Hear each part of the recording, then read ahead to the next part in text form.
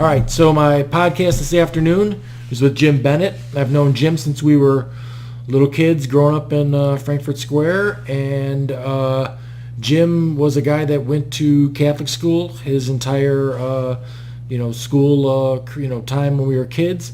So I was lucky enough to meet him through Roman or PJ McGrath. Yeah. You live right down the road from him. So always a good guy. Took my boys in to the grappling or yoga for grapplers, and they dug it, which I was surprised about because they were 16 at the time and they don't dig anything that I sign them up for, and they thought it was pretty cool. And I'll tell you what, the thing that I get from you, Jim, is that you exhume this peaceful, calm. I just see it and I feel like, man, I feel calm. Hopefully that yoga does some, Yeah, no, I see it on you, man. somehow. I'm telling you, you were always a guy that had a good disposition anyway, but really, was impressed with. I went to that yoga class and I just hung out and watched it, and I came away with everybody that I know that is getting older in their 40s, they should do yoga because everybody loses that agility, the balance, the thing. I mean, most people start out with no athleticism at all, and then they lose what little that they have, and they can't do normal things where the positions you were going into, and this was just the yoga for grapplers. I'm sure there's better classes for beginners and stuff like that. Yeah, it was toned down a little bit, but they're the people in that class were definitely athletes and had a lot of physical ability. So I did make it a little more challenging than I would make a normal kind of level 1 or intro to yoga class. I made it a little challenging. Right. And you always, as a teacher, any kind of teacher, you always, you teach to the crew who's there. So I was gauging as we went on how much people can handle and how much they can comprehend and things like this. Right. Now, how, you were a guy that the yoga for grapplers is because you're a guy who wrestled during grammar school and high school and a year in college. But how did yoga? Where did that come from? I mean, you were a Catholic school guy. Are the parents weirded out by the fact that it's kind of got a religious background sort of deal to it and everything else? Sure. There's it's associated with Hinduism because it comes from India, and there is some crossover. It's not technically a religion, but there's some crossover, I guess, because it comes from India and from a very long time ago. Right. But going back to how I got into yoga in the first place, as you said, I wrestled in grade school, high school, a year in college, and by my mid-20s, I was kind of sick of feeling beat up all the time. Mm-hmm. I was always kind of sore. And when I wasn't wrestling, I was lifting weights, and I was tired of feeling beat up and sore all the time. So I was looking for something else, and a friend of mine I used to wrestle with was going through physical therapy school at the time. So he and I had some low back pain. So he did some tests on me, some kind of flexibility and mobility test, and he's like, dude, you're really stiff for our age. I think I was 25 at the time. He's like, you're really stiff for our age. You should do some stretching, maybe go to some yoga or something. Mm-hmm. And at the time, I was already living in Chicago, in downtown Chicago, and I had passed by a few places where I lived that had some yoga classes. So I'm like, oh, that sounds interesting. Let me check this out. So I remember the first class I went to. It was just an intro to yoga class. There were 5 people there. Really basic stuff. And I remember leaving that class feeling like $1 million. I'm like, man, I feel so good. That's great. And I'll tell you what, my boys, when they started wrestling, I started seeing all these guys that wrestled since they were 6 years old. Also, that's when I started my sons, and they wrestled all the way through college. And I started to think to myself, I want my guys to like the sport. I want my guys to be good and have success at the sport. I don't know if I want them to be that good because these guys are all wobbling around and they're in bad shape. It's a beating they're throwing on their body. And I got to think that if you did something for hip mobility and stuff like that, that you'd maybe be doing a little bit better. Yeah. Right. Yeah, it takes a toll on your body, man, especially when you wrestle in college. I wrestled, like you said, 1 year in college, and it was enough because it was a junior college, but they were national champions in junior college, so they were good wrestlers. And I saw at that level, if you want to make it in college wrestling at a high level, you need to give up your body. all my friends who wrestled through college had at least one surgery. Most of them had multiple surgeries, Right. knees, shoulders, and some necks and some on their back. So Wow. it takes a toll on your body, just like any high level athlete. In the university. So that's one reason I didn't make it. I think I wasn't willing to. I didn't have that level of intensity where I was going to give it everything, including your body. So I think that's why I didn't last in college wrestling too long. But I do see if, and this is why I started yoga for grapplers. If grapplers and people in that kind of, and jujutsu, which is what I do now, if they incorporate some of the things I've learned in yoga, I do believe they would have less injuries. I don't try to convince people that you'll be a better wrestler directly from yoga and some certain things in yoga, but I do believe they'll be able to train more because they'll be injured less. I think my guys liked it because it seemed like a workout that was just made them think differently about the way that they. I mean, I'm sure it gives you some body awareness as to where you're Sure. at. A lot of body awareness, yeah. Right, and then balance is huge for a wrestler too. But we didn't show up for that. I showed up just so that they would maybe incorporate. Like I thought the breathing stuff was pretty darn cool and everything else. Mm-hmm. And they were told that when they were little guys, like. 'Cause I know there's like a meditation part of yoga also. They were like, there were a couple of little guys when they were little that came at them and like, were hollering and roaring and I'm like, this is what you do. You have to weather that storm, and then he's yours. Just get through that without anything points being scored, and he's going to be played out completely. So you never the first time they ran into a guy that was like, blitzkrieging him, coming at him like a madman. They thought maybe that was a way to. I'm like, no. You don't never want to pace yourself. You own him in the third period, sort of thing like that. I go, when you get a guy, and after they started getting guys like that later on, they were like, it's so easy now because he's gonna be done. Right. Yeah, when you mentioned the breathing earlier, it's funny. The next Yoga for Grapplers summit I'm having later this month is on breathing. We'll do some movements too and some postures, but it's going to emphasize breathing. One reason why I started Yoga for Grapplers was because one of our mutual friends, Sean Bennitt, who's the coach at University of Michigan, right. He asked me he's like, hey, I'd like to get some of my guys to learn how to breathe better. Do you do that? And I'm like, oh yeah, that's one of the things I'm known for is like making people, kind of go back to an old school approach where breathing was much more emphasized in yoga. And for sure meditation, I'm sure we'll talk about it later, but yoga really began thousands of years ago as more of a pretty strictly meditative tradition. And it's changed something much different these days. There's so much to it. There's some really odd stuff too. I saw a guy that was like, he was fishing like a thread or like rope through his nose, and and the whole thing was that he was totally relaxing like the gag reflex and everything. And then I've seen the things that you can do with your abs. It's crazy. You're literally firing like one ab muscle at a time. It's impressive. The muscular control. Like my boys just started lifting weights just a couple years ago, and I'm like, listen, you're not just picking up the weight. You need to focus. If you're gonna do bench press, you need to focus on the muscle groups that are doing the bench press. You need to think about your biceps when you're doing curls. It's a mental exercise too. And then for me, when I got injured, boy, there was a lot I had to really think about to get things to even work at all. Yeah, sure. And it was really strange to focus so hard on picking up a 5-pound dumbbell and stuff like that when I, was picking up heavy weights right before I got injured. But so the mental part of the yoga was something that I would hope my boys would, pick up on, that you really got to, focus, so. That's for sure. Right. Mental focus is a bigger part of yoga than physical postures and movements. Like I said, yoga has changed a lot these days from what it used to be. But originally it was much more meditative practice, much more about focusing your mind for extended periods of time and incorporating some breathing, and then a little bit here and there, some different postures. But throughout the years, I think because it's just so difficult for people to do that, especially these days, to focus their mind for a long period of time, to control their breath. That gets left out of most yoga classes, unfortunately, these days.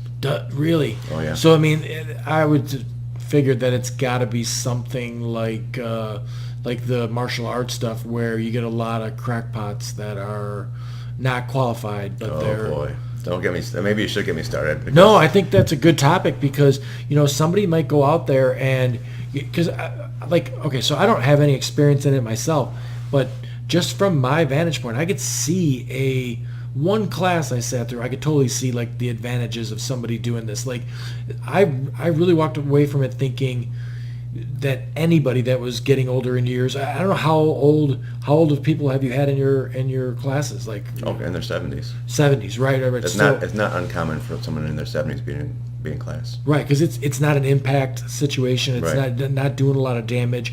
So I mean, I thought it was spectacular. I'm positive that I would definitely be looking into some yoga classes at my age. Now. Yeah. Right. But there's that aspect, and then I think that people that, like you were saying, nowadays there's so much going on, there's so much distraction. You got your phone, you got the internet constantly, you got every goofy thing on the boob tube that you could do and everything else, plus your job, your family. To take a mental break from it and only focus on just, we're animals, and like if you got a tiger in the zoo, they give him things to try and solve so he can use his brain in a different way, or they go crazy. So people need that sort of thing. I think it makes people probably more mentally balanced to... Oh yeah, for sure. Right. I mean, yeah, physical and mental balance for sure is something that should be something yoga should produce more than anything else, almost. Right. In a lot of different ways, actually. Which is probably in the long run more helpful than stuff like looking in the mirror at the gym at LA Fitness all day long. Where and then you're gaining some strength, especially in like odd positions and stuff like that. So like the strength is functional strength versus I just have really good peaks on my biceps and stuff like that. You know what I mean? Hopefully. I mean, the yoga world it's become quite a big business. So when people say to me sometimes, "Oh, I should practice yoga," right? I think so, but I think you need to be. And I actually mentioned this on one of the comments on the Facebook post. Yeah, I'm gonna read those in a little bit here, but I think I think that when people go to a yoga class, they need to be picky about where they go and who they go to learn from. Right. Yoga it's something like a $2 billion industry a year worldwide. It's a big business, and a lot of that business is from studios and gyms running what's called teacher trainings, where they train someone to be a yoga teacher. Right. And unfortunately, because it's a moneymaker, they charge a lot of money for this. Mm-hmm. We do one too. Well, I think ours is a little bit different, but because it's a big moneymaker, a lot of studios and gyms and other facilities try to do as many as they can as quickly as they can. Sure. And there's no governing body that governs who should be a yoga teacher and who shouldn't. Right. And of course that could be good and bad, but part of that is there are some yoga teachers that get trained in 1 month, and some of them have never practiced yoga before, believe it or not. Now think about wrestling coach. Yeah. If you want to be a top-notch wrestling coach, you need to know a lot about wrestling. Mm-hmm. You don't just show up and learn wrestling in a month. Right. But unfortunately, some people learn how to teach yoga in a month, or 2 months, or 3 months. The way we train is ours is a year long, and we have higher standards that people need to have before they even come into them. As a result, it's probably not the best business model for our yoga studio because we make less money, but we feel better about what we produce, the teachers we train. Sure. So I think there's a lot of, I think you need to be careful what yoga classes you go to, because if you go to a class with a teacher who's not trained so well, you might get injured, and you might get just a really bad taste in your mouth from yoga. You might go out and say that person's an idiot. I'm never going into a yoga class again. Now, I've never looked into I've seen some of the instructors or teachers that you have there, and everybody's got big experience as far as the place goes. I mean, it's not some guy who took the month course and is there, but and then like I think I've really looked at the amount of stuff that you've offered. My girlfriend went to your studio a couple times, and she was super impressed. I think the schedule didn't work for her time wise or something like that because of her hours that she works. And she's very hard to impress. I mean, with anything. So if she liked it, then I would suggest it was good. And she, That's good to hear. right? She was going up like I think it was like for 2 years or something. She was going to Wisconsin for like it was like a 3-day weekend or a full weekend of courses every once a month or something like that for like I don't know what it was for like 2 years to get some sort of certification in it. So like she's been into it and she's not just somebody who showed up for a class. It was like, oh, that was fun. Yeah. She kind of has seen good and bad. But do you offer stuff like I don't know that much about it. So like, I know there's hot yoga where that's just you're cranking up the heat in the room, right, and get real hot. Do you offer a class that's hot yoga? And again, on one of the comments from Facebook, one of the questions was something like, why are there so many different types of yoga, like dog yoga, hot yoga, right. Goat yoga, right. Goat yoga. We're known as, our studio in Chicago has a couple different things we're known for. One is that we're known for teaching yoga. Oftentimes people will be like, oh yeah, it's called Tejas yoga. Oh yeah, Tejas yoga. You guys teach yoga over there, huh? And the first time I heard that, I'm like, I'll step back a little bit, or I was taken back a bit, and I'm like, well, that's a really good thing. I'm like, yeah, we teach yoga. Right. We don't have, I think a lot of those things are just gimmicks. I think things to get people in the door, people get, and in some ways, I guess it's good if people wouldn't usually do yoga, but if they like hip hop and they see on the schedule there's a hip hop yoga class, like, oh, I'll go check that out. So it probably gets some people into yoga that wouldn't necessarily get into it, and maybe they like it and they end up learning more about yoga in general. I can't write. And we do yoga. Right. There's no I don't want to go to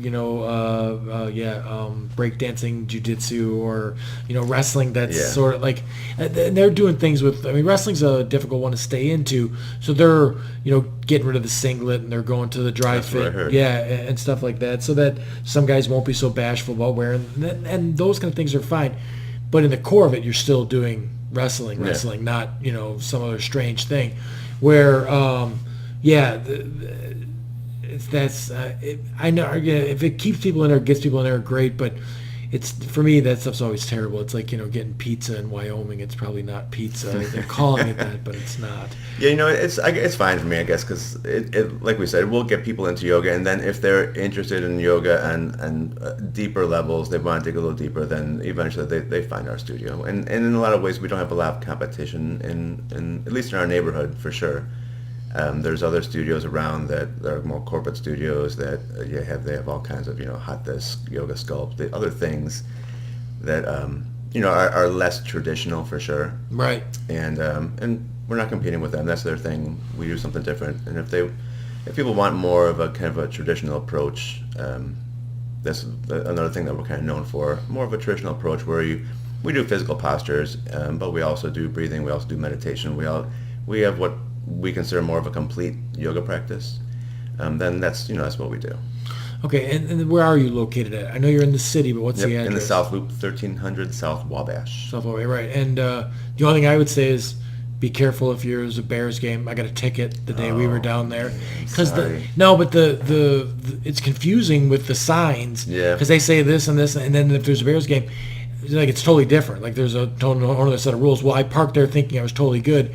And then I think when we were on our way out, I saw everybody walking with the Bears stuff, and I'm like, oh, I think I'm in trouble.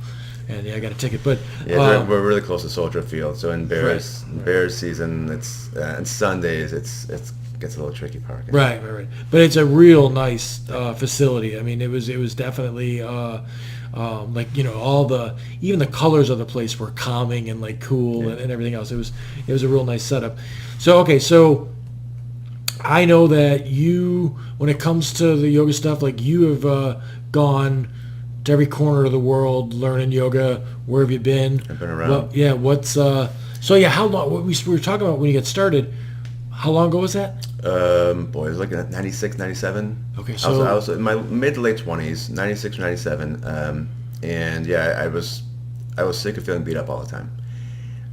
So I left this class for like $1,000,000, but when we have our habits, when we're used to certain things, it takes a while to get out of those things. So I would go to most places run an intro to yoga class once a week for like 4 weeks, so like a month, And after I did those 4 weeks, even though, I loved it, I kind of lost interest and I went back to the weight room and just kept lifting weights. And then for about 3 years, I would go back and forth. Like I'd get, after a while, be like, oh yeah, I like yoga. Let me go to this yoga studio. And I'd move to different neighborhoods. I've lived all over Chicago. Mm-hmm. So when I moved to a different neighborhood, I'd see different yoga studios or different places that offered yoga. So I'm like, oh, I'll go check this place out. And I go for a while. I enjoyed it, but then again, I'd forget about it. Until I moved into the River West neighborhood of Chicago, and I found a yoga studio that I really liked, and some teachers I really liked. And then it finally clicked, and so I started going twice a week, and then after a while, I was there like 5 days a week. And so this was about, when I was going there every day, this was about 5 years after my first yoga class. So what would you say hooked you? What was what really grabbed you about it? Because obviously it's in your soul now. I mean, that's, your life. It was a couple teachers that really I connected with. It's like, sometimes people just don't speak your language. Even though you're both speaking English, you don't connect with them. Right. There's a connection with a couple of teachers that I just really liked, and I think that I kind of like what you said about me. You see, when you see me, you feel kind of chilled out and mellow. Yeah. I think when you get a feeling about a teacher like that, when they just seem like they have their shit together, like they've got a peacefulness to them, Sure. Kind of inner tranquility, that I think is probably a result of their yoga practice, Right. Now you got many students that felt that way about you, and went on to. You got any students that went on to being teachers and stuff like that? Yeah, a bunch of teachers. Right. A bunch of students are teachers of ours now. Yeah. Yeah. Good. Yeah. After that, I was at the yoga studio so much that they're like, okay, you guys start teaching soon. And in a very strange twist, I was getting ready to go to India to study with a big name teacher in India for a few months in the winter. And a friend of mine, who's now my business partner, James, he convinced me and a few other yoga teachers in Chicago to go to Kiev, Ukraine in the winter to study with this Ukrainian yoga master that we had briefly met. He was a very impressive man. So we spent a couple of months in Kiev and in Moscow, in St. Petersburg, studying with this Ukrainian yoga master. And this was 2002. All right, I gotta ask, how can you afford just to spend a couple months? At the time, well, I went into debt, basically. Yeah. I've gone into a lot of debt studying yoga. That's got to take a mental calm all of its own, right? Where you're like, because I mean, you're pretty much living as small as possible and trying to get by on, some noodles and. Well, one part of yoga philosophy is that you should be able to be unattached of material things. So you shouldn't need a lot of stuff to make you happy or a lot of money to make you happy. Right. So I definitely was living a simple life. I was 30-ish. I was around 30, maybe 31. Single, had a one-bedroom apartment, not a lot of bills. You live in a one-bedroom apartment in Chicago still. Yeah, it wasn't cheap. Right. But I mean, if you could get people just to buy into that, you could probably solve a lot of people's problems just by calming them down, because people are, I mean, obviously we're living in a world where we see people that make $1 billion and they're still not, right. It's all about what that number is going to be and everything else. And I mean, I know some people that got a couple $1 million and I don't think they don't exude happiness. Mm-hmm. You know what I mean? They're always, it's always got to keep that, it's a rat race for sure where, I mean, I'd be close to asking you what the meaning of life is because, you're a well-dispositioned guy who's not worried about that kind of stuff. And I'm sure you do well, where you're at in the city. So you're in the Ukraine and and it was my first kind of step in training to be a teacher. Because he was a very well-known, especially in Europe, but also a little bit in the United States, a well-known, very influential teacher in a lot of ways. And if you know any Ukrainians or Russians, they can be pretty intense people. Sure. So it was an intense 2 months. We did a lot of yoga, and he, I think a lot of Ukrainians, especially from Kiev, are very proud of their country and their city. So he made sure to take us out every day for hours, showing us the city of Kiev, which is a beautiful place. It's a little cold in the winter, but beautiful place. So it was an intense couple months of training and sightseeing. In that trip, we went to Egypt also. This is kind of a cool story. Wow, yeah. To fly from Kiev, or I'm sure any place in Ukraine or Russia, to Egypt, super cheap, unless they know you're American. So he bought the ticket. He Why would that make a difference? I don't know. Oh, really? If they just know where you're from, then it's different. I think if they know you're Americans, they'll charge you more. Wow. Over there. Wow. So anyway, because we were freezing. We were there in Kiev and Moscow and St. Petersburg 2 months in the winter, freezing cold. So as a little vacation, we went to Egypt. Yeah. It was very cheap. It was something like $280 for the flight and a nice hotel for a week. Oh wow. In a resort kind of area in Sinai Peninsula. So anyway, studied more in Egypt with him, and when I came back, I met another yoga teacher that was, thank God, from the U.S., and did a lot of trainings with him over the following 10 years. 'Cause I really connected with him also, and he was teaching what I felt was a very authentic approach to yoga, where, like I was saying, it included plenty of breathing and meditation and philosophy, and understanding why we're doing what we're doing in yoga. Sure. So after that, for the next 10 years, I could just continue to do trainings with this teacher and go into more debt. Yeah, right. Because yoga teachers don't make a lot of money usually. Yeah, right. I'm sure, but I guess if you've got the mindset that that's not what's the most important thing, then it doesn't bother you the same way it would bother you the other way. I mean, there's plenty of people that are going to college right now that are going into ludicrous debts and everything else, and they got to come out of there and then join the rat race and try and make a bunch of money.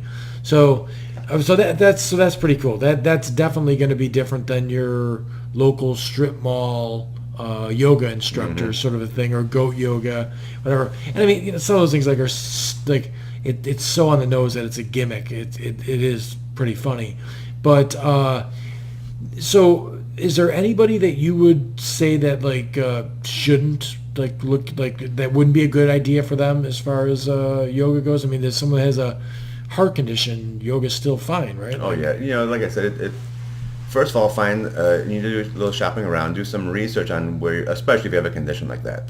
Do a little research about where the teacher's been trained, if they have any specialties.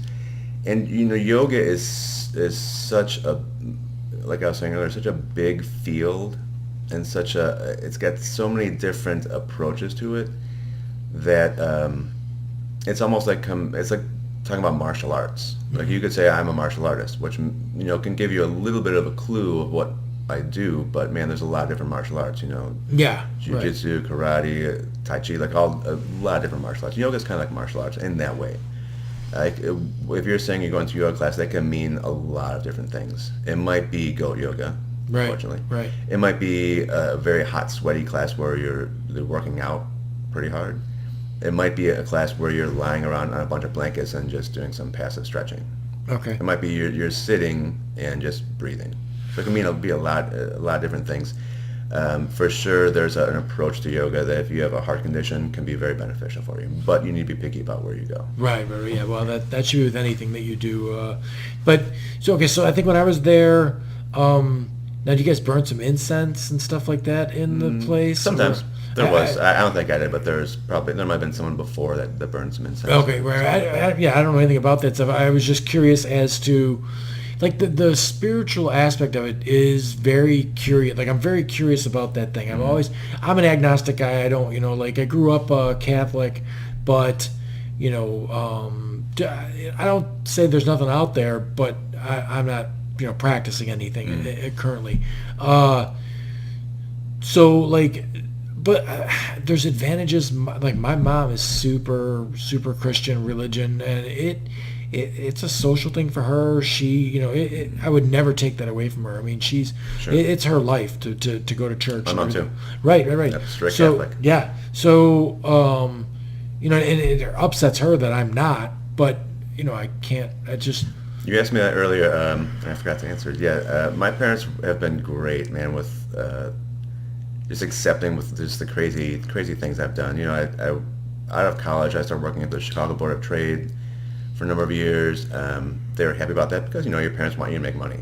They're worried about you making money, making a living. Wow, what a flip-flop. Yeah, it's 'cause I had a couple of brothers who worked down there too, and were doing well. So like, oh, good, Jim's gonna make some money too. He'll be set. Sure. But after the first 4 years of me being down there, I realized I could not stand it, hated it. But I was trained to do nothing else, so I needed to find something else to do. As I was, the last 4 years I was down there, so I was Right. down there 8 total. The last 4 years I was trying to figure out what I was going to do. So in the last year and a half, I went through a massage therapy school. I was always interested in the anatomy and in kind of natural health. So I went into massage therapy, and I really enjoyed that. So that was a big break. And they took that pretty well, because at that point I was still pretty young. I was in my late 20s. So I'm sure they were a little worried about it. And it was, they grew up in Frankfurt Square, blue collar family, so they're like, massage therapists, what does that mean? They didn't know what it meant. Right. But they were supportive, and they didn't give me a hard time. And so then the transition from massage therapist to yoga teacher was an easy one. I think my mom would be happy if I still went to church with her. And I actually went last week for the first time in a long time with her. There you go. She was happy about it, but when I don't go, I'm sure she's worried about it a little bit. She prays a little extra for me. Right. But she's been really cool about letting me and all my brothers do what we want to do. Good. Yeah, but for me, it's always interesting to hear that stuff. And I had a witch on, and it was interesting to hear what she was, what she believed in and stuff like that. And I don't care, the only one that I give a real good side eye to is when people believe Donald Trump's smart. that one for me is hard to do, but otherwise, if you believe in whatever you're going to believe in, that's great, as long as it's not hurting anybody. Mm-hmm. It's terrific. But and the whole thing with the incense, and then anything else, maybe there's value to it that I don't know about. But I thought there was a stronger spiritual connection to yoga than maybe there is. Well, for sure, it began as a spiritual tradition, and I try not to use the word spiritual too much, because it gets thrown around so much these days that it's like one of those words that get used so frequently and in so many different ways. It's almost lost a meaning to me. Okay. When someone says spirituality, I'm not always sure what they mean, because people do use it in so many different ways. But I know what you're saying, and I think we should talk about it. It began as a spiritual tradition, and when I say spiritual, I'm just saying it's something different than it begins really with the belief that you're more than just your body and more than just your brain. Okay. The essence of yourself is deeper than your body and even your mind. And in fact, in one of the most influential ancient texts on yoga, called the Yoga Sutras, the author says that we suffer and we're unhappy because we identify with our mind. Because we think we're our mind, we think we're our thoughts. And if you really want to be happy, you need to understand that you're not your thoughts. And of course, you're not your body. You're something deeper than that. Yeah, and I think that that sort of philosophy could probably help a ton of people out, as far as the people that I see that are miserable, they're upset with their daily life and stuff like that. If you could wrap your brain around another just way of thinking in general, you could probably be happier. And when it all comes, for me at least, when it all comes down to it, that's really what I want to do. I want to be a happy guy. Sure. I want every day to be a good day and everything else. And yeah, I definitely have days where I'm a real estate broker and we get that contract for that $500,000 house. Well, it's good because it's really not. It's not good for me because I'm I can't wait to spend that money. It's more of a good thing now I can breathe, and I know the bills are going to get paid and everything else because that money's going to be there from that job. Same thing with my sons. We sign up a deck or something like that. It's good. It feels good. But the good feeling for me is not the money itself. It's the loosening the burden for having to, worry about paying for stuff. And I guess if you came at it, life in general, with not having that much burden with it to begin with, you'd be better off. Sure. As far as thing goes. And then the health aspect, like I said, I don't have that much knowledge of it. You do, but I saw value in it like right away. Like it was like, wow, this is pretty cool, and it did seem like something that. Does it take athleticism? Do you got to be an no. athlete? Right. No, right. not at all. Okay, that's what I. And I didn't want to say that, and then you'd be like, No. Sometimes athletes can, depending on what level of athlete, I think, can have a harder time getting into certain yoga classes and certain approaches to yoga because, for example, wrestlers, grapplers, jujutsu people, I think they'll definitely have problems with certain types of postures because they're all hunched over so much. Okay. So certain types of postures will be very difficult for them. And that's when I started. For a number of years, those postures were difficult for me too. Now, is it all about flexibility all the time? Because I know there was a UFC fighter that wouldn't stretch, and he claimed that flexibility was weakness. That was his. That's really interesting. One thing I'm especially interested in these days in my yoga practice and when I teach yoga is really teaching the difference between mobility and flexibility. Flexibility is the ability of you to go to an end range of motion in a joint passively. So it's passive.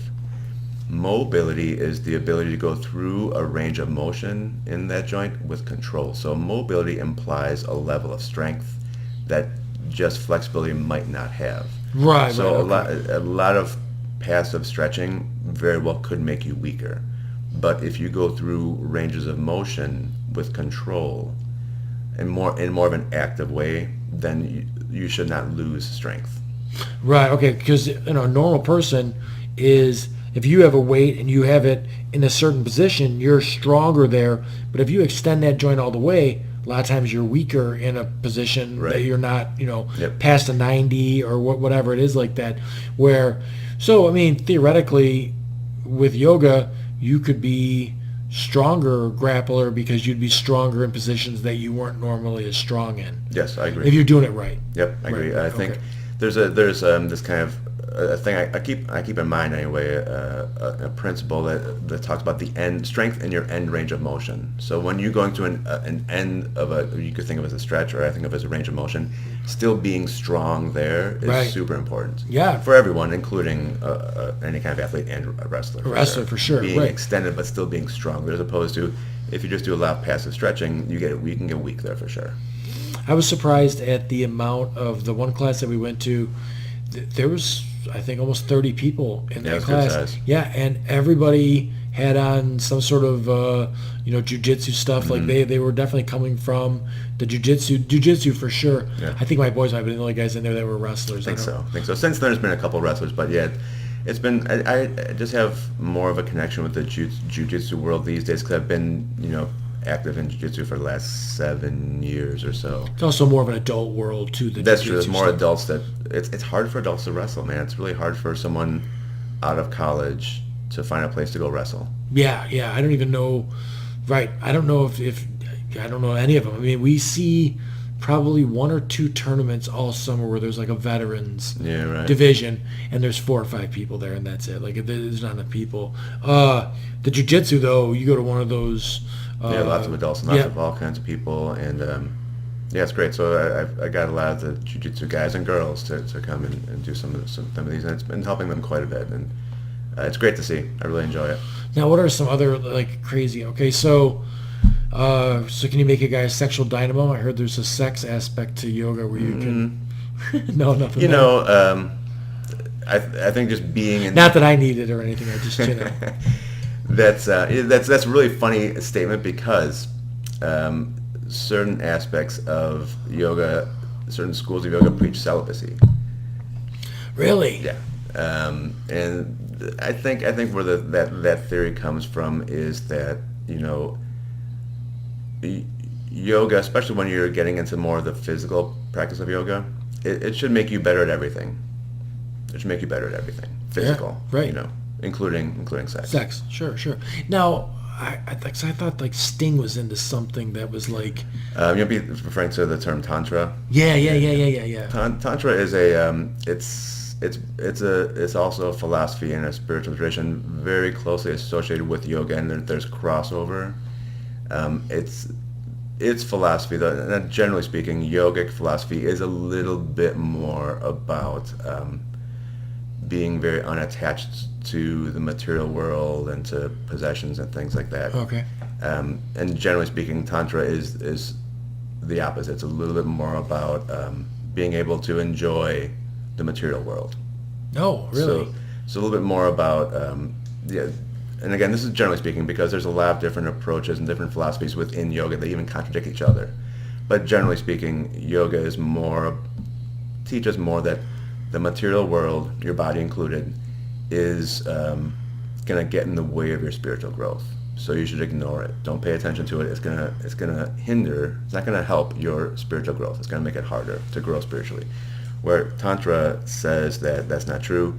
You can use the material world, in fact, and your body included, to in fact help you grow spiritually, because the material world is a manifestation of a higher power. So you can actually use it for spiritual growth. Everything in the material world, including body and including sex. That sounds like some rich guy made that up.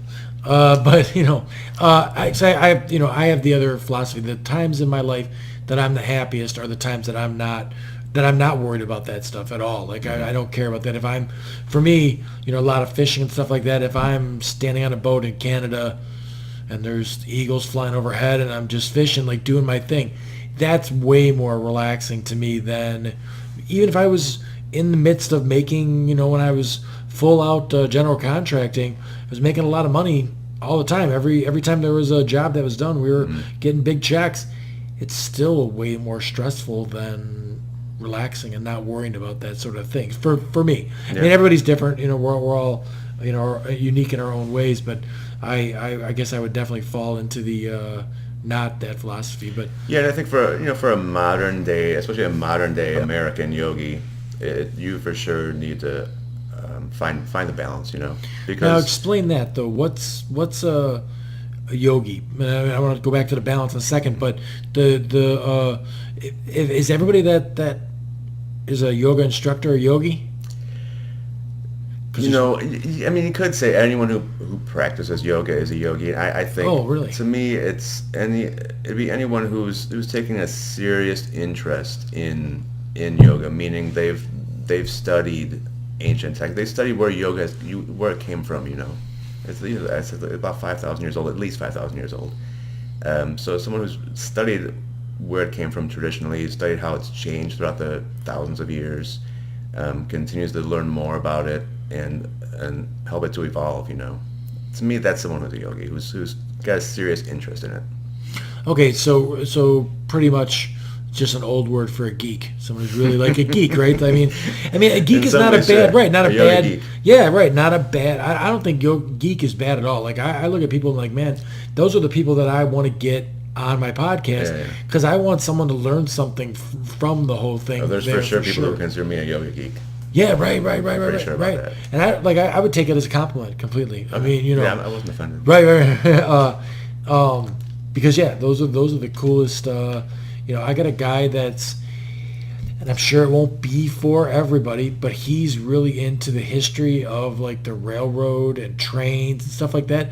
And I'm gonna sit down with them, and I know I'm gonna learn something out of it. And maybe somebody, when they're going through the bunch of stuff that I have on the podcast, will pass it right up or whatever. Sure. But if you wanted to, I guarantee if you probably listen to it, you'll learn something that you wouldn't have paid attention to before. So, and yoga to me seems like a topic that would definitely have some big stuff in it. I mean, it's super trendy right now for sure. I mean, I think everybody in Hollywood's doing yoga for sure. And some of them are doing the goat yoga and the hot yoga and all that other stuff. Now, what is you said you do yoga, but are there still any variations in the yoga? Like, I mean, are there like, God, I'm trying to think of some of the names. Like, I know that like my girlfriend takes classes, and some are like more strenuous, hard poses. Sure. And I don't know if it's just a level up or whatever it is like that, but I don't know the names. Well, yeah, there's different. All physical yoga falls under the umbrella of hatha yoga. Hatha, hatha yoga. Okay. It means forceful yoga, but what it usually gets translated as is the yoga of the physical body. compared to, let's say, Raja Yoga is more the yoga of meditation. Okay. So Hatha Yoga is the physical practice of yoga. And under the term Hatha Yoga, there's many different styles of Hatha Yoga, usually named after the person who kind of created that approach to it. So Bikram Yoga is a very popular one. Okay, That's kind of the originator of hot yoga, Okay. where the room is very hot. There's a set number of 26 poses and 2 breathing techniques you do every time the same ones. No, wait, is the Beaker guy's the guy that he's in trouble, right? Oh, he's in trouble. Yeah, right. Okay, right. He's the guy who I think they did a HBO thing on him where he's got a whole mess of women that. Oh, yeah. Right. I mean, that's another one that, like, when you were saying you got to really research who, because there's a personal space thing that's going on with that stuff, and then if you're trying to get into that world, he was a rock star as far as it goes before his trouble, so that's how he was exuding the power over the people, the women, to do what he was doing to them. Yep. But so, research who you're going to go to so you don't end up with some creepy dude like this. But he's got a whole branch of yoga that's just his, huh? Oh yeah, I think most places are changing their names now, but I'm not sure if thousands, but a lot of Bikram yoga studios were all over the world. Okay, so that reminds me. I think I was talking about it on social media not that long ago. The whole can you separate the art from the person? Right. The Bill Cosby stuff and everything else. And Michael. I just heard a thing on the radio say about Michael Jackson. Jackson. Should you still listen to his music or not? And, I'll tell you, I was never the biggest Michael Jackson fan in the world. It was, I thought it was good music. Well, we grew up in the square, so we didn't listen to Michael Jackson. No, right. But it was there, and if I heard Billie Jean or something like that, I was, it seemed like a good song. And then there's some metal versions of some of his music too, which I thought were terrific. The music and everything else, and obviously the guy was talented. But after watching that Leaving Neverland thing, I can't. No. When I hear that, that's got to be turned off. I can't even, because he was a monster, a terrible, terrible thing. So Cosby, same thing. We grew up on Bill Cosby. Yep. Oh my gosh. Until Eddie Murphy came around, and then it was, everything was the filth and the foul and the foul. That was way, way better. The delirious stuff. So in the yoga community, do a lot of people decide just to separate the art from the man, or? I think a lot of people do, because, especially in the 70s, 80s, and 90s to some extent, there were a lot of, the 90s was really the boom time in the U.S. for yoga, especially on the coast, especially in California and New York. Okay. Really booming in the 90s. And around that time, there were a number of teachers in the U.S., but around the world too, including India, that became gained a lot of power, financially, but also just from students pretty close to worshiping them, thinking they could do no wrong. But and it started before that too, but in the 90s was a big time for it. A lot of those teachers have fallen down out of grace because of just some pretty bad things that they did too. The powers are corrupting for sure, just like it is in anything. Now, I saw the Real Sports thing with the Bikram guy, and he was teaching rooms where there was 100 and some odd people, huge, So the money he had to be bringing in had to be phenomenal. Also, for a long time, he made millions every year, millions and millions and millions. How old of a guy is that guy? I don't know. He looks like he's 60s. 60s probably by now, maybe 70. Right. He's been around a long time. Yeah, right. So that's just that's a strange, because he's got his own style, and then you're teaching it. That one there is different than the music, because the music you're just listening for entertainment. The Bikram yoga, you're doing it because it's the right way to do it. Maybe like saying there's a wrestling move, but the guy that did the move is a jackass, so I can't do that move. Sure. Right, yoga it is different, because I think there's still, with the number of teachers that have fallen out of grace for numbers of reasons, in probably all of them, for sure most of them, there's still things that they taught I think that could be very helpful. Right. Now, is there any in that world? Is there any gender bias? I mean, are women, looked at different? I mean, obviously that Beaker guy, he's an Indian guy or Pakistani guy, right, or something like that. That culture is for sure men are seen as different than women to begin with. But in the yoga community, is there anything that's I'm sure there is. One reason is because there's, in the U.S., way more women practice yoga than men. I don't know the stats off my head, but way more women than men practice yoga in the U.S. However, there's, I would say, as far as like the big name teachers, the ones who get a lot of power and get a lot of money, I would think more of them are still men. still, yeah, So right? it's probably, it's hard for me to say as a man. It's not hard for me to say, but it's. I don't think of it as often as a woman would think of it. Right, I think of it less often. Now, do you think that's due to bias, or do you think that's just due to, like, I mean, it's very similar in the real estate world too.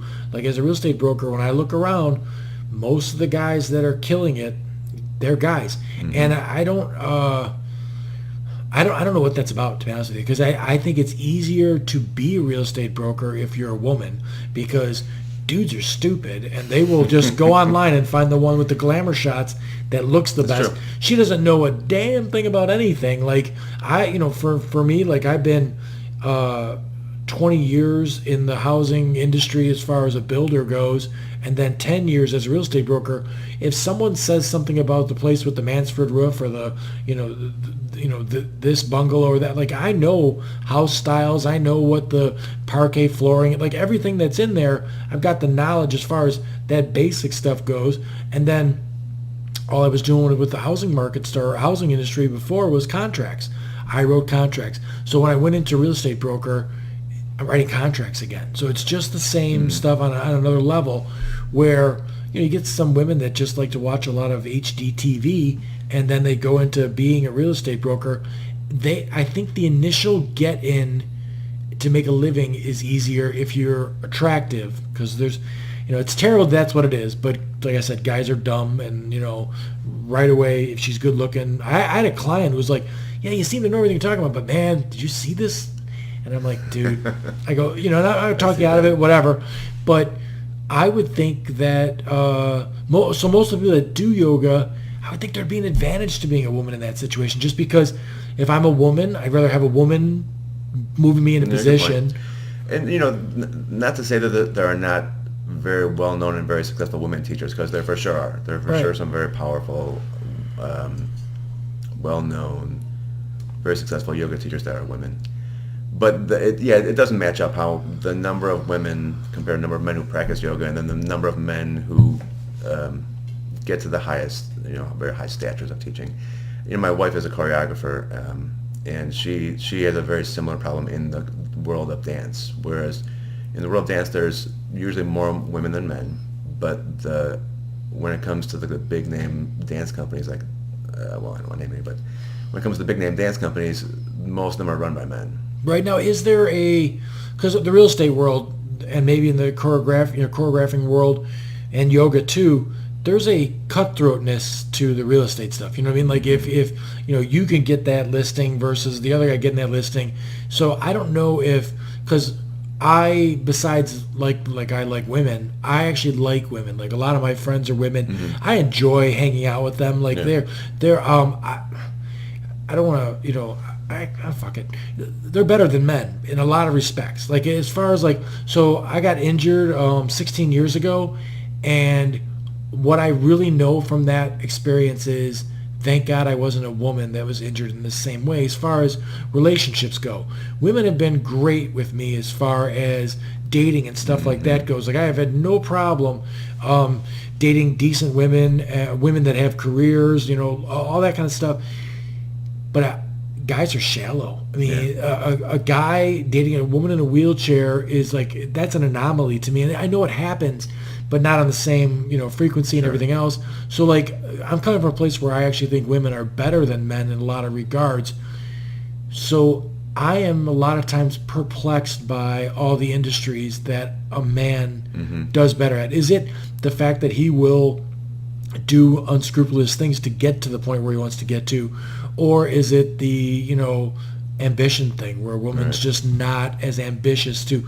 And I know plenty of real estate brokers that are women that are super ambitious and they want to be that thing.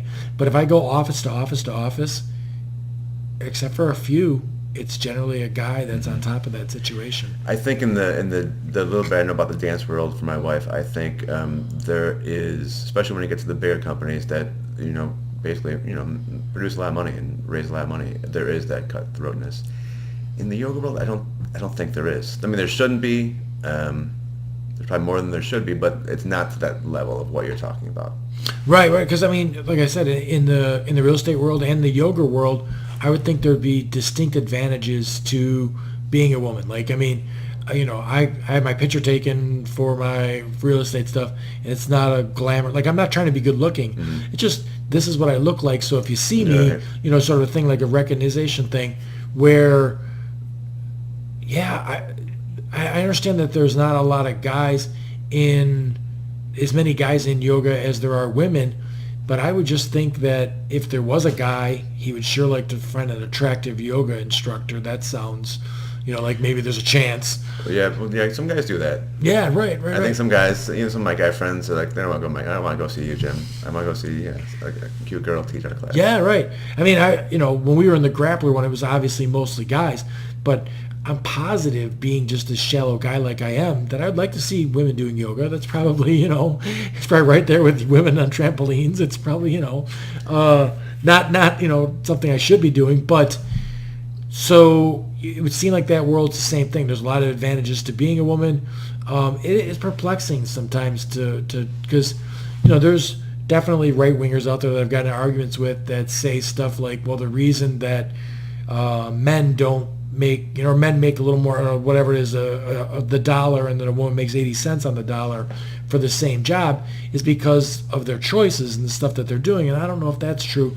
My girlfriend is a physical therapist, and it's a little bit true there, because a guy that goes to be a PT, a physical therapist, they generally go the route of, I want to work for the White Sox, I want to work for the Bears, I want to work for a high-profile job, where the woman's working for, she's working orthopedics, where she's working on some old lady's knee.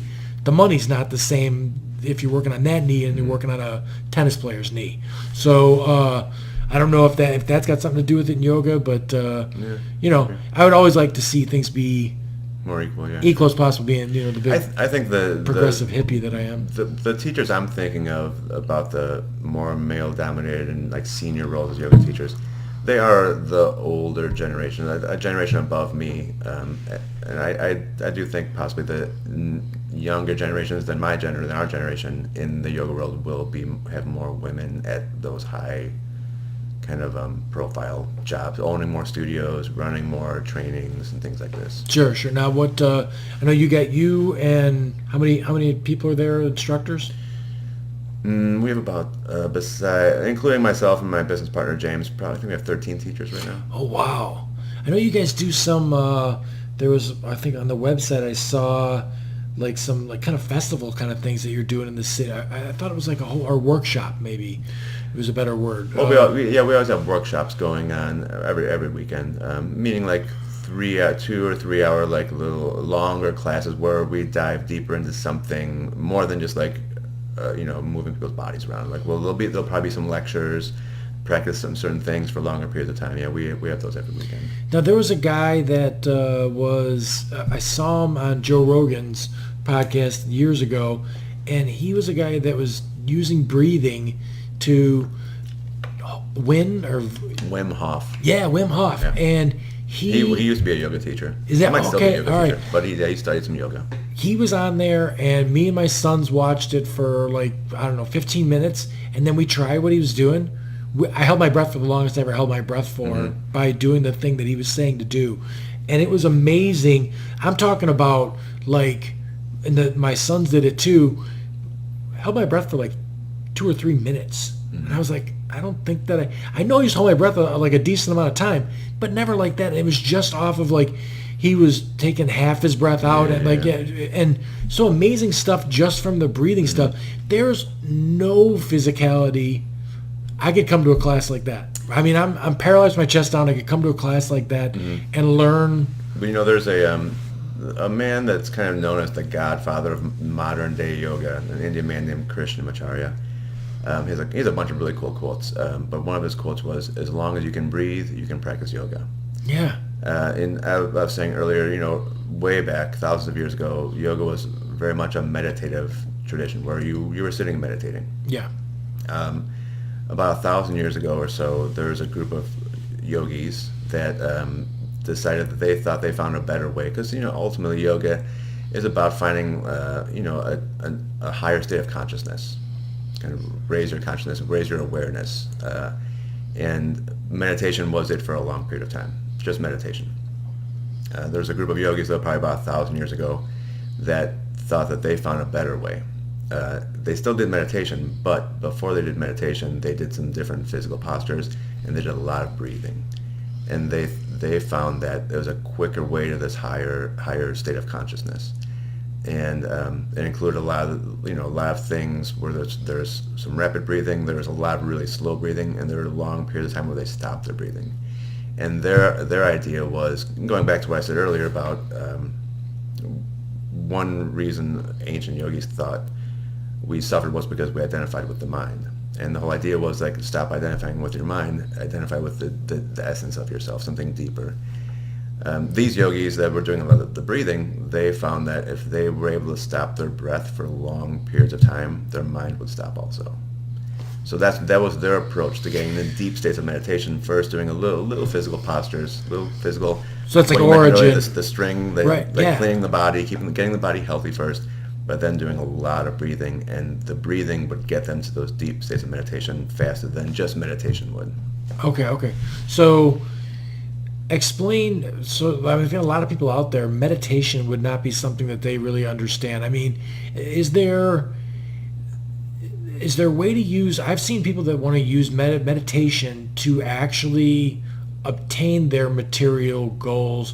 Like, it focuses them on the job that they're trying to do, whether it be, some shitty guy in finance who's just, trying to make money, but they meditate.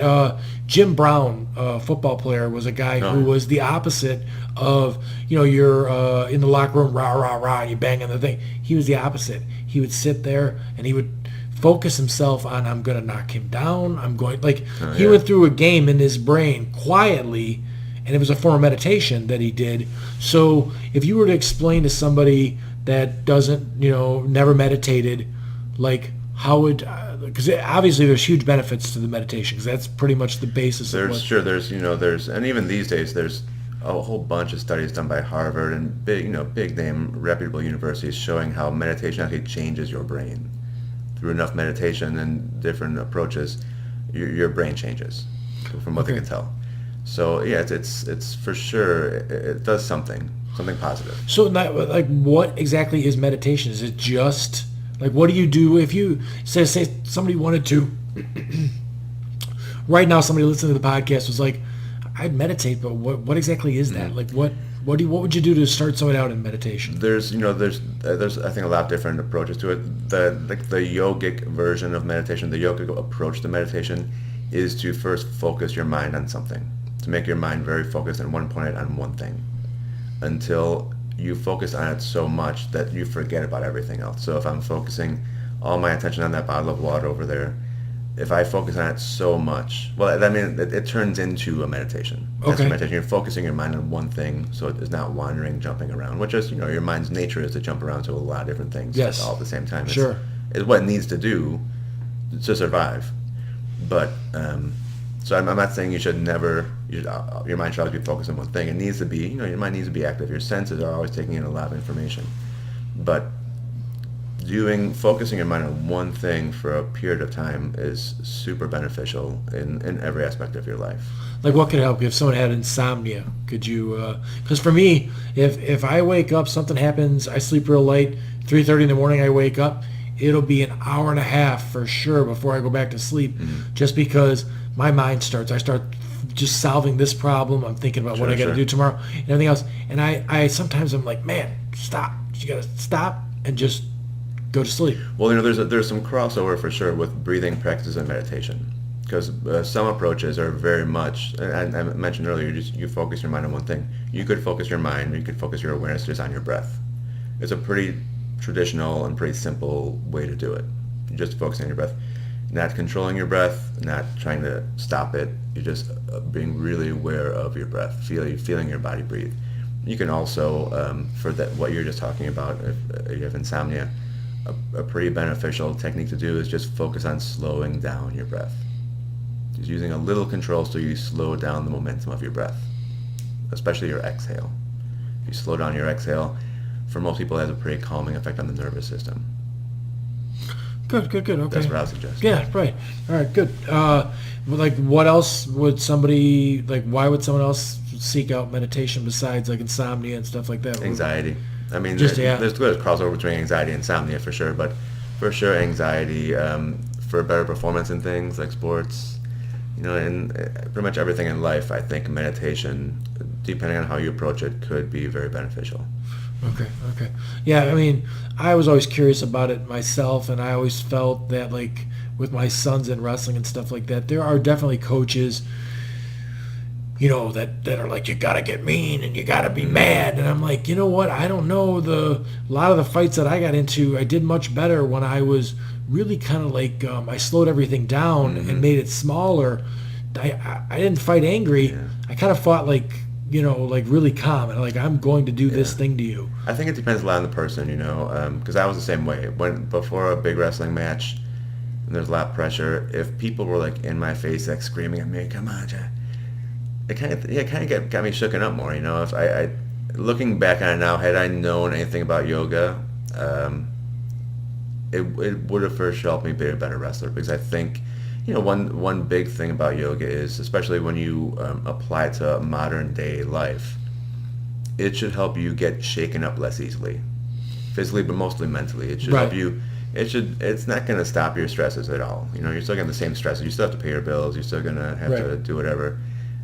But when the shit hits the fan, I think when I've practiced so much yoga, when I do have a really stressful situation, I think I can keep mental clarity and make intelligent decisions in the moment, as opposed to just kind of spazzing out, freaking out, and making poor decisions. Right, and some of that maybe comes from your wrestling background in jiu-jitsu too, because you're making big decisions under duress. Sure. For sure. I see a lot of crossover in jiu-jitsu and yoga. They're very different, obviously, but there's some similarities, and I think for sure jiu-jitsu helps you to, if you're going to be good, you need to stay calm when someone's choking you. Right. Or when you need to make intelligent decisions and be able to realize, okay, am I in real danger? Should I tap? Am I going to get my arm broken? Or we didn't talk about that. You're doing jiu-jitsu now out of a gym. Now are you competing too, like going to competitions? I'm not competing for a couple of reasons. First one is my wife saw a few competitions as online, and she looked, and unfortunately, one of my friends who did a pretty hard armbar on someone at the World Championship tournament, and he broke his arm. Yeah. So my wife, I'm like, Steph, come here, look at this. Oops. And she looked at me and she's like, "You are never competing." Nice. So I'd have to deal with the battle at home if I compete, I think. Right. Also, most of the tournaments are on the weekends, and when you have a yoga studio, most of your business on the weekends too. So I would have to take off work and miss out on a lot of that. And frankly, the competition. I spent enough weekends in gyms to last a few lifetimes. All the weekends I spent in the IKWF, especially those long Sundays, all the weekends in high school, in college, like being in gyms, waiting all day for your name to get called and warming up. And when I go watch my friends compete now, after about an hour, like I'm ready to get out of there.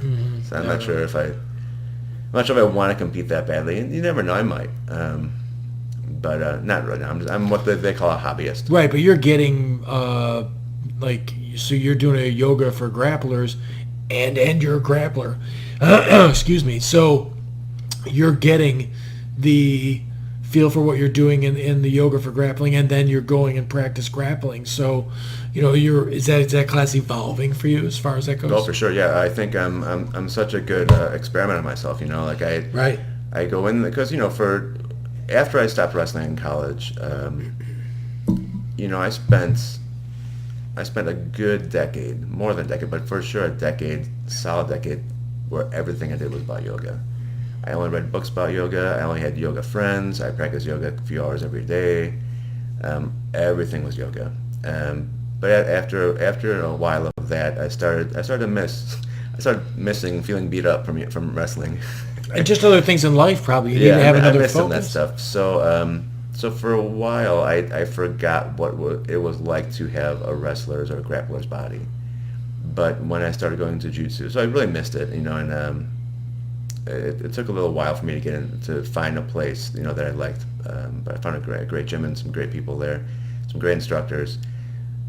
So when I started getting into it, it didn't take long for me to remember, like, oh yeah, this is what it feels like the next day. Mm-hmm. Especially now, I started jiu-jitsu at 40. It's like, this is what it feels like for a 40-year-old to be a grappler. Right, So, right. I'm a great experiment for myself. Like I said, like I know like what hurts the next day, so I figure out what yoga type things I could do to make myself feel better.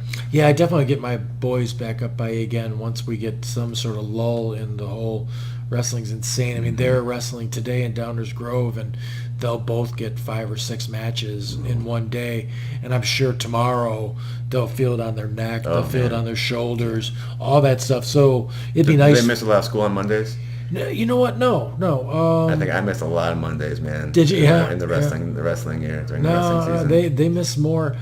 People are always surprised that the state series will start on like Thursday and then Friday, and then if we take off and we go to Iowa, they're out of school on Friday. Like we miss a lot of Fridays because we're going to go compete. But no, not so much. They've been pretty durable. I'm hoping that they don't end up with any surgeries and stuff. But I would like to see. I've met a lot of really good guys that I like a lot through wrestling, coaching and stuff. And I'd like to see some of those guys get in. Do you have some, like the class I sat in on, there was definitely different levels of guys in there. Some guys were using a little block to sit on and stuff. Any success stories where guys were having some real trouble with their mobility and now they're feeling? Oh, sure. Mostly with lower back. Okay. And, I know it's really common in both jiu-jitsu and wrestling for people that have low back problems because they're in that crunched up position for long periods of time, and on top of that, someone's beating on them as they're in that crunched up position. So there's a lot of low back pain and hip mobility problems and shoulder mobility problems with grapplers in general. Yeah. So yeah, I made a few short. I made 6 short little 15-minute videos on one of my websites, and each one is specific for a certain thing. Like there's one for healthy low back, there's one for hip mobility, one for shoulder mobility, to help with those problems that are common with everyone, but especially with grapplers. Now, plug that. Where would someone find those websites? One of my websites is Yoga for Grapplers. That's yoga for the number 4 grapplers.com. That's specific for obviously Yoga for Grapplers. My yoga studio that I'm a co-owner of is called Tejas Yoga. It's spelled Tejas. That's TejasYogaChicago.com. I'll put some graphics up on the YouTube stuff too, so pull up the link or whatever and put it up. And then I just got a personal website with my other yoga stuff, just my name, JimBennitt.com. Okay, cool. Yeah, I hope people check it out because, like I said, I was always from. I think for a guy like me, yoga would have been. I guess when I first heard that you were doing what you were doing, it seemed surprising. I knew you were a wrestler and everything else. Now I've seen the flexibility of guys that are wrestlers, and some of it's like crazy. I mean, a guy can get his leg turned all the way in and everything else. And I mean, when my guys are crazy flexible, I almost hate it when I see the referee calling that potentially dangerous because I know my guys are a little funky and they'll get into a position where like that's good for them, that's where they want to be, and then the guy stops it. But so the flexibility part I get with the yoga, but like I played hockey, I played football, all this stuff. Yoga would be the furthest thing from my brain as far as what I would like to do as an activity. But I think people need to think about like how yoga will make them feel versus the mindset of, because it's a totally different, if you're going to play football, you're running around, knocking people down, blah, blah, all that other stuff, where yoga is obviously not that. It's a completely different mindset, but you're going to walk out of the yoga feeling like rejuvenated and For better. sure. Yep. Right. Yeah, it's especially when I get athletes in there. I sometimes, especially if they're still competing, or like I've had a number of like professional dancers come in. I sometimes I need to tell them, okay, like, this is not the competition or the performance. This is like something completely different, because to get to that level, if you're really, if you're a high level, you need to constantly be in that competition mode, for the most part, Right. performance part. So for them, yoga, for everyone, but especially for them, they need to think about yoga as what's keeping you healthy, not your time to compete, not your time to perform, something that's going to make you feel better. So ultimately, you'll do better at what you do, and the mental benefits for sure will make hopefully everything in your life better. Like I said earlier, help you to make, if nothing else, better decisions in stressful times. Right. No, good. Yeah, I mean, I'm trying to ask as many questions as I can because I want to learn something about it. But anything else that you could think that would be good to get out there? I mean, if you had something that you could demonstrate as far as like a breathing, like besides someone just focusing on their breathing, that if someone's listening to the podcast could pick up on, Mm-hmm. I mean, give us that. I think the important first step is just become really interested in your breathing. Become really interested in how you breathe. How you breathe when you're going to sleep, how you breathe when you're in a stressful situation, and how you can change your mindset just by changing your breath. I think the first way to do it is practice breathing through your nose more. I forget about this stuff because I've been studying it for so long, but most people don't think about breathing through the nose. Like, you should breathe through your nose, unless you really need to breathe through your mouth if you're running from someone, or if whatever reason. But you should breathe through your nose. And if you want to calm your nervous system down, focus on lengthening your exhale. Start by trying to lengthen your exhale, and do it for a minute or two, and see if it changes the way your mental state, I guess.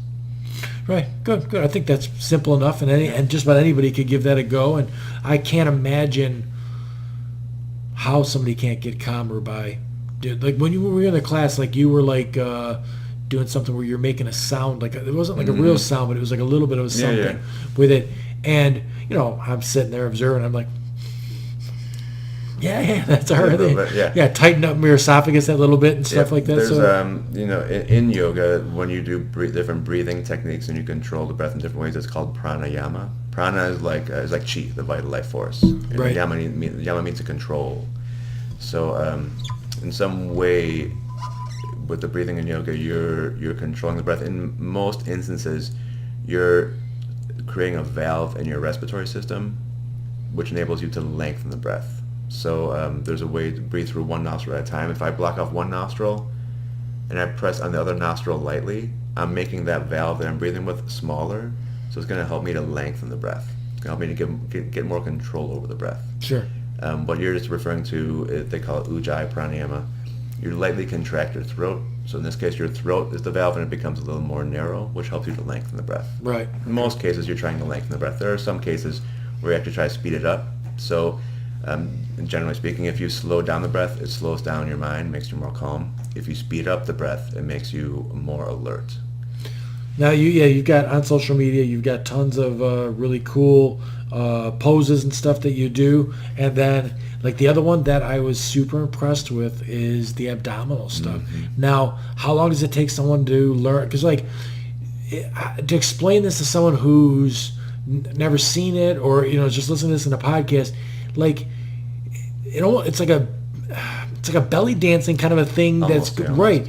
But like you can go sideways, up, and like it's impressive because most people can't control that. Like it's almost like you're using your abdominals like facial muscles. I mean, like everything. It's so distinct. The dexterity is. Yeah, thanks. It's a very old technique called nauli, and recently, like maybe a year or so ago, I saw this was catching a lot of hits on YouTube and things like this, where people are calling it alien yoga, because it resembles a little bit of the scene where the alien pops out of the person's stomach in the first Alien. Right. But it's called Nali. It's one of the purification techniques in yoga. So the idea is that you're churning, you're isolating, like you said earlier, different muscles in your abdominal region that in the old school way of teaching yoga and practicing yoga, they believe that it would be very purifying for your internal organs. It would kind of wring out the internal organs. Now, if that's really true or not, I'm not sure because you can't really test that. It's not that's not a great way to test that. What I think I saw that someone would for sure get out of it, whether that's it or not, is the fact that if you're concentrating on doing that, you can't be thinking about the argument you had with somebody. That's for sure. So it's a focus thing that you're taking yourself. You're taking that mental break.